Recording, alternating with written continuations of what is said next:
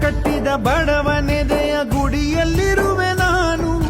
ಬೆಳೆಯ ನಡುವೆ ರೈತ ಬಸಿದ ಬೆವರಲ್ಲಿರುವೆ ನಾನು.